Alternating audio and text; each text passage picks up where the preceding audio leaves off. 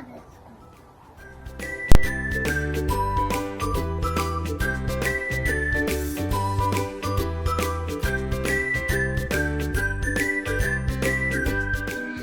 Humans aren't the only animals to make friends.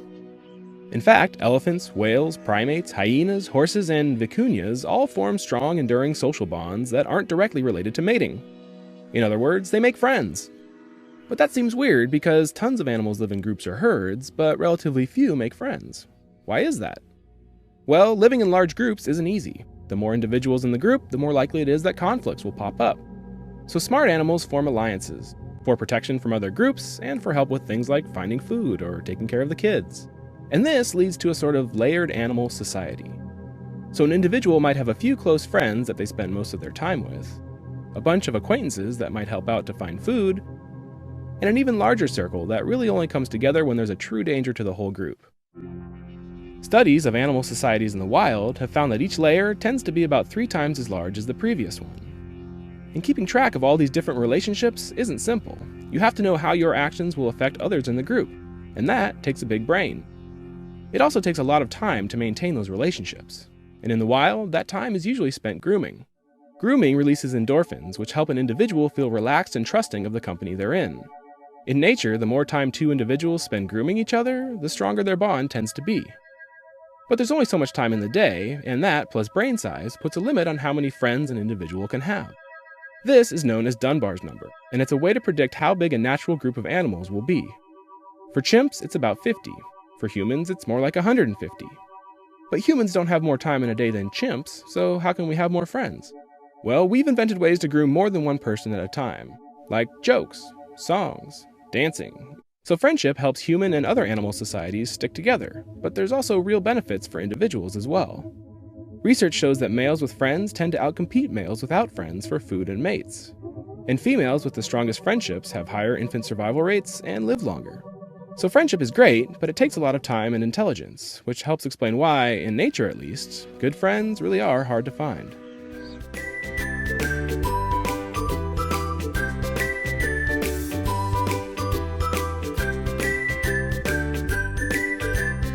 Hi, my name is Daniel, and our next song will be Only a Boy Named David.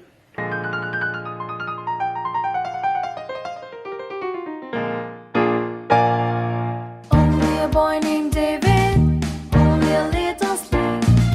Only a boy named David, but he could pray and sing. Only a boy named David, only a rippling brook.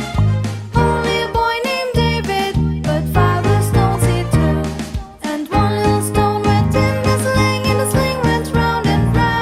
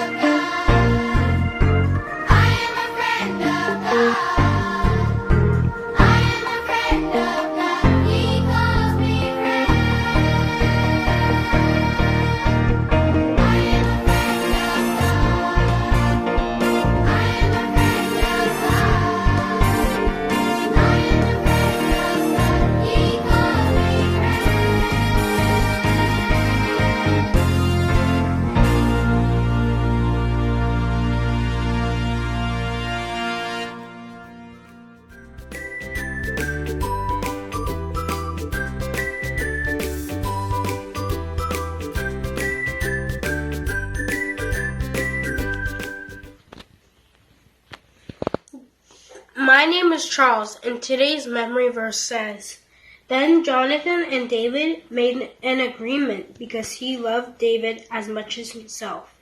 1 Samuel 18, verse 3.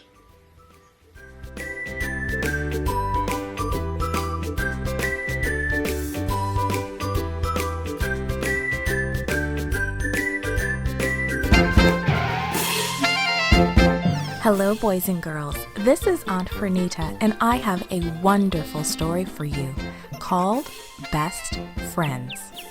Today's memory verse is from 1 Samuel chapter 18, verse 3. It says, Jonathan loved David as himself. The message for today's story is true friends love each other. Who is your best friend? What do you like to do together? David and Jonathan were best friends who loved each other. King Saul sent for David. Come and live in the palace. I want you to work for me and become a soldier, the king said. So David moved to the king's beautiful palace. David soon met King Saul's oldest son, Jonathan. David and Jonathan liked each other and became best friends. Let's go shoot arrows, Jonathan would often call to David. Let's go ride horses, David would often say to Jonathan. The people of Israel grew to love David too. And that made King Saul think that the people loved David more than they loved him. And King Saul became so angry that he tried to kill David. Your father is trying to kill me, David told his friend Jonathan. That can't be true, Jonathan exclaimed. But it is, David insisted. Soon a festival will begin and the king will expect me to be there. I will go see my brothers. 2 days after the festival, I will return and hide in the field. When your father sees that I am not at the festival dinner, tell him that I went to visit my family. If he gets very upset, you will know that he is trying to kill me. All right, Jonathan answered. Hide by the stone pile in the field. If my father is really trying to hurt you, I will tell you. Here's my plan. I will shoot arrows over by the stone pile. Then I will send my servant boy to get the arrows, Jonathan said. If I shout to the boy and say, Go farther, the arrows are ahead of you, then you will know that my father really does want to kill you, and you need to run away to be safe. When King Saul sat down at the festival dinner that day, he saw that David's chair was empty, but he didn't say anything. The next day at dinner time, the king saw that David's chair was still empty. He turned to Jonathan and said, Where is David? David went to visit his family during the festival, Jonathan answered. King Saul's face turned red with anger. Don't you think that I know you want David to be king? He screamed. Go get David so I can kill him.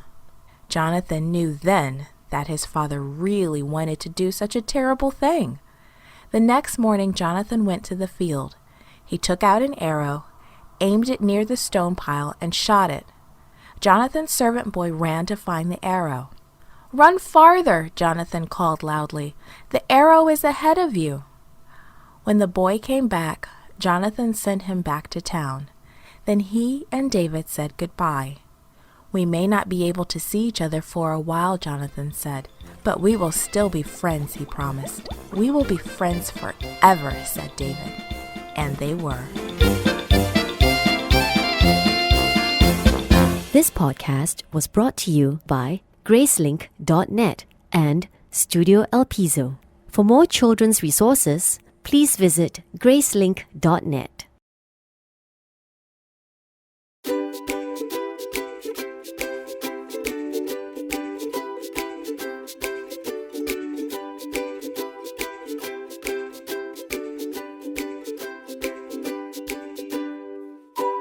Gracelink.net and Studio El Piso. For more children's resources, please visit Gracelink.net.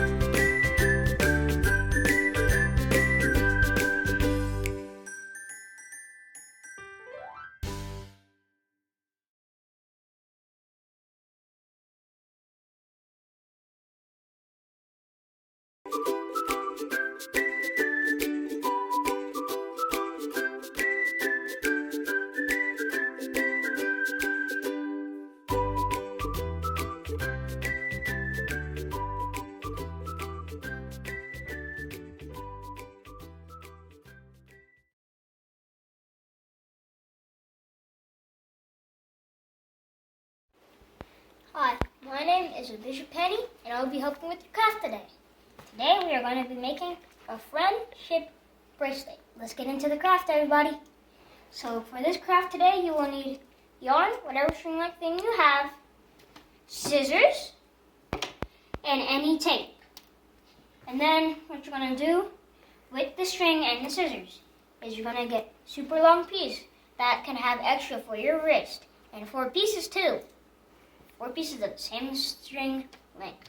Then you're going to take those scissors that you have, then you're going to cut it. Or if you're a little kid, ask a parent for help. Then once you do that, it should look like these.